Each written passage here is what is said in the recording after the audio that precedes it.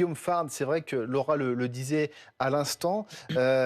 dispositif policier très important, mais également du coup un dispositif policier qui visiblement a dissuadé ces manifestants d'extrême droite. Oui, après, alors, oui, en partie. D'abord parce que, il y avait eu les annonces hier, on les avait commentées de la mobilisation de 6 000 policiers britanniques, plus particulièrement spécialisés dans le maintien de l'ordre. Bon, ça peut avoir un effet, mais l'organisation de la police britannique est très décentralisée. C'est assez peu comparable à notre organisation française, où on a un ministre de l'Intérieur qui, commande en appuyant sur un bouton, 100 000 gendarmes et 140 000 policiers. En Grande-Bretagne, c'est plus émietté et donc c'est plus difficile et c'est moins homogène aussi dans la formation et la composition des unités de police. Donc pour maintenir l'ordre, quand ça demande un exercice très centralisé, c'est moins évident. Mais néanmoins, ces 6 000 policiers ont fait œuvre utile.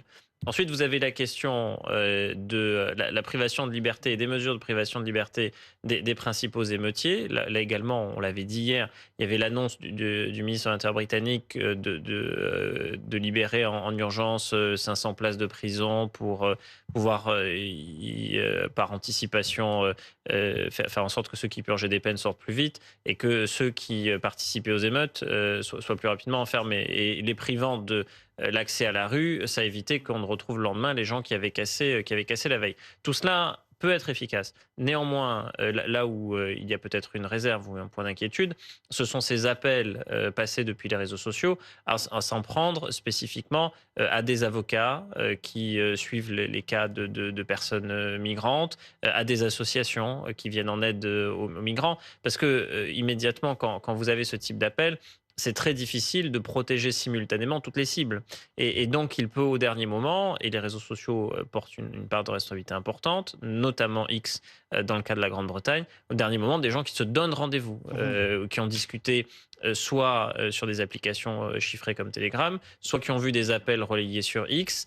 Et ensuite, vous pouvez avoir des affrontements durs. Donc, c'est pas tout à fait terminé, hein. Je dirais pas, Oui, non, non, je mais dirais pas cela. disons que ce soir, on se réjouit en tout cas qu'il n'y ait pas d'affrontement Exactement, communautaire. non et pour l'heure, même si certains, attisent, ce type d'affrontement et aimeraient bien justement que, on monte encore d'un cran dans la violence. Mais oui, les Britanniques font face, à, un épisode d'ordre public qui est très difficile à gérer, qui, à certains égards, ressemble à ce que d'autres, démocraties occidentales ont pu connaître. Alors c'est pas comparable dans la nature des manifestants ni dans les motivations à ce qu'on a connu nous l'année dernière. En revanche, dans le fait que ça s'inscrit dans la durée, le fait qu'il faut gérer démocratiquement des foules, y compris des activistes violents, et le fait que les réseaux sociaux jouent un rôle de catalyseur, d'amplificateur ou même d'aide à la coordination, Mmh. ça oui, ce triptyque-là, on le voit l'année dernière en France, on l'a vu outre-mer, en Nouvelle-Calédonie récemment, et on le voit maintenant en Grande-Bretagne. Et